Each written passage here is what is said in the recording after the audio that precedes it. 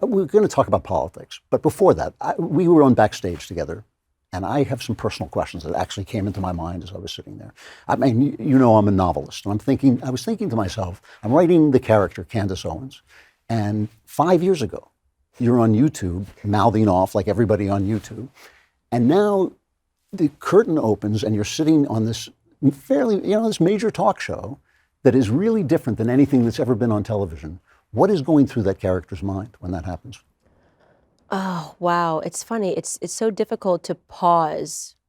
It feels like everything has been a rocket ship since I was on YouTube and doing my first video and just saying something different, I guess, just saying something different as a Black American. Right. And also being, I think, more audacious. I always say there were so many more intelligent Black conservatives that have come before me. Condoleezza Rice, right? Like Dr. Condoleezza Rice, Dr. Thomas Sowell. Well, he's more intelligent than all of us. Than all of us, right? Right. And yet, I remember having a conversation with Dr. Ben Carson, a literal, actual brain surgeon, and he said to me, I don't know how you've been able to make such strides in such a short amount of time, and I haven't been able to do that. And we've been doing this for so long. And I said, well, the difference is you were too polite, right? And I said that to him. And sitting in his office, he was too polite. And I think that what that character thinks is that having the courage really to stand by your convictions, but also to do it in a way that allows them to know that you're not going to take that nonsense and be, spoken down to, or just accept being called a coon or castigated because of daring to think for myself, because I'm an individual.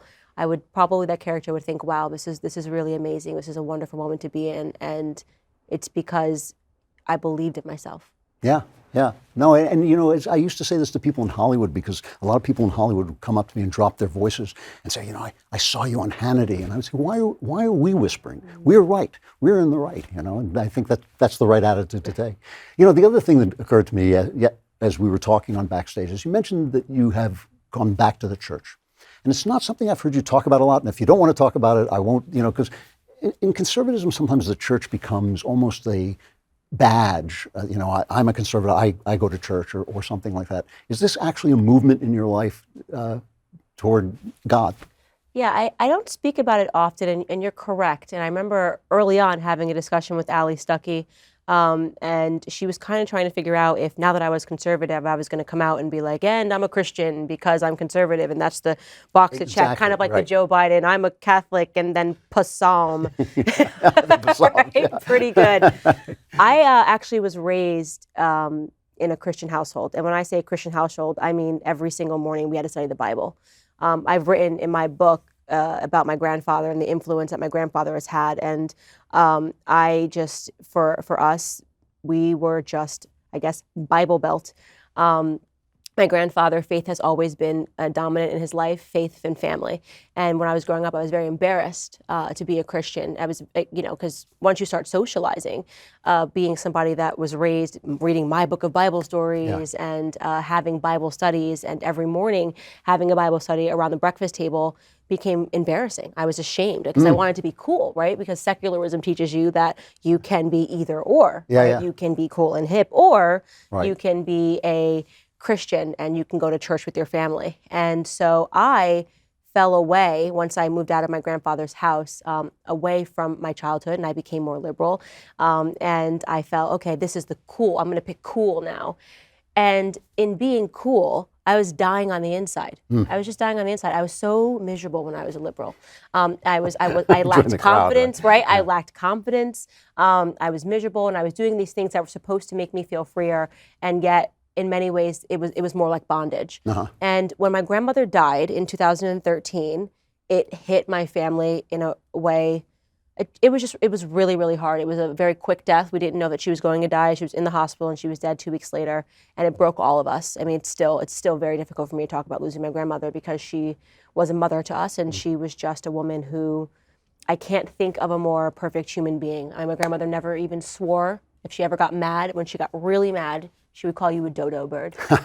She'd say, "Oh, he's a dodo bird." That's tough. Yeah, and so when she died, I just sort of had to face myself in a different way. Meaning, I remember the last thing she said to me was that, Candace, I worry about you. And I was being cool, Candace. I walked into the hospital because she was supposed to be out in a couple of days, and I had this purse. I'll never forget a Stella McCartney purse, and I was like living in New York City, and she just looked at me as in, this isn't the child that I raised up. Because similarly, in Genesis, it talks about raise up a child in a way. And it transformed things for me. I sort of said, wait a second, my grandparents, they got something right. Married when they were 17, stayed together until my grandmother's dying day in 2013. They were religious. They actually steered far away from secularism, were never involved in politics, and they were the greatest examples and the happiest people that I ever knew. And it just kind of made me change things. And then when I met my husband, who is also deeply religious, his father sits in the House of Lords, and Christianity is written into the DNA of everything that he does. He does work on the family. Husband studied theology at Oxford. It just sort of, just brought me right back to where I started. So it was coming back. It was coming home. Yeah, it was coming home.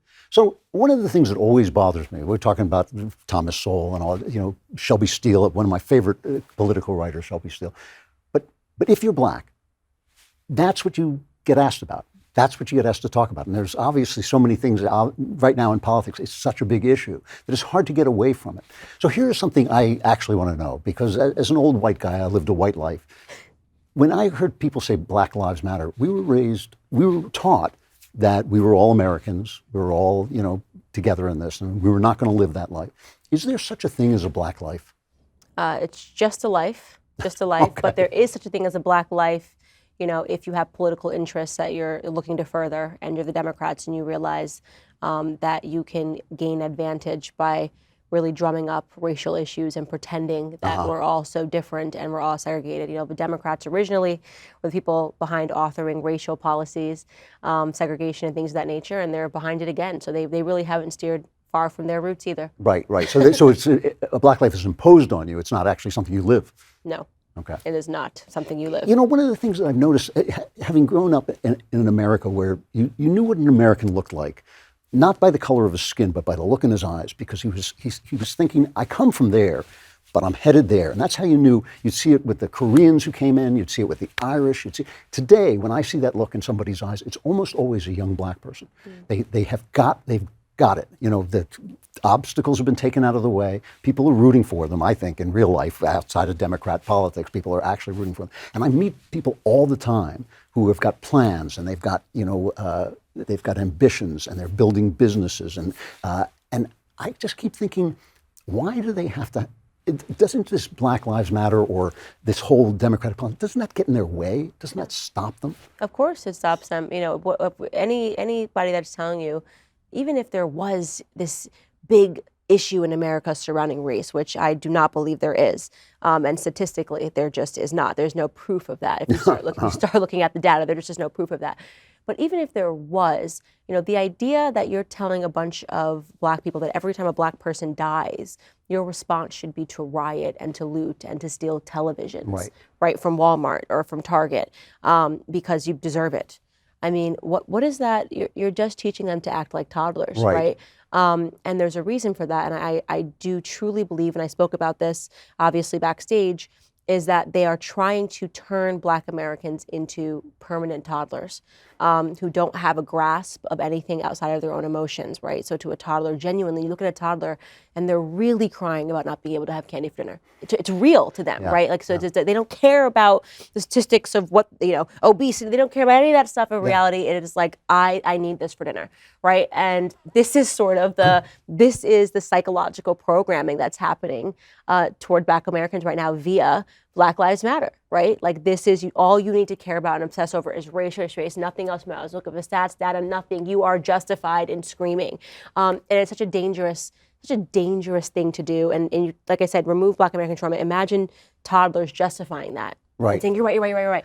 You need candy for, this is, you're right. You do need to watch TV all day. You're right. What would happen to that person, to that little person when they grow up? I say this when I spoke at colleges before the lockdowns and all this, and I would talk to a black guy. I would say, guy to guy, if a politician told me that I wasn't able to do something without him, as a guy, I would tell him to get stuffed. I would walk away. I would never vote for a politician who told me I was helpless. It's unmanning. It unmans people. Do you confront people Yeah. about this? You do. Yeah. It is implicit racism like you wouldn't believe. Yeah. And it's like you're not even aware of your own racism. And I'll give you a quick little anecdote. We obviously just moved into Nashville. Right. And my husband and I were outside. We have some construction meeting outside, and the neighbors came down to meet us, super nice couple. My husband was outside first talking to them, and they were keeping the conversation friendly. And then I was like, oh, I'll go down and I'll go say hi too. And I get down there, and my husband's like, oh, this is my wife Candace, and they look at me and they say, look, interracial couple, she's black, well, I already know all her politics. So they said, well, you guys are so lucky you just moved into town now. Before, there used to be nothing but Nazis living on this block. Right. And we said, oh, really? They said, yeah, but we've done some redistricting and things are better now here in Nashville, but you got here just in time. That is such implicit racism, to look at someone and say, I already know your politics, right? I know you're a Democrat because you're black. Right. So now we're comfortable. Hey, let's have a conversation about the Nazis next door. Right. So it happens all the time. They just think they know everything about me because of the color of my skin. So there have been articles recently that the leftward drift of the Democratic Party is actually leaving minorities behind, that Hispanics and blacks are just going like, this is not what we voted for, this is not what we want. They voted for Biden because of that stupid look on his face that says he's a moderate. Are people catching on, or is that an illusion? They've been catching on, and it's not an illusion, because think about the fact that you have had no president who has been harassed more with claims of being a racist and a white supremacist than Donald Trump, right? And that's incredible, because you had presidents who were sitting in office who were actually racist. Right. And they had never faced charges of racism like Donald Trump faced, and yet, despite that, in 2020, he gained 8 points amongst black men, and he doubled his support amongst black women. What does that tell you? Look, Hispanic vote. Yeah. What does that tell you? That the race narrative is failing. So I try to get people to focus on that and to realize that the rhetoric is falling short, and they know that, right? If you look at the Democrats right now, they're not acting like winners. They're not acting like winners. I agree. Right? After you win a game, you don't go, okay, now censor everybody who's ever had an opponent and make them go away, and this person and these people are insurrectionists and bull and all over here, and make it go. Oh, and by the way, we beat him so squarely and fairly that we want to make sure we pass laws so we can never run again. That's not how winners act. I'd be like, oh, I beat you so easily. I hope I have to run against you time and time again, because you were an easy person to beat.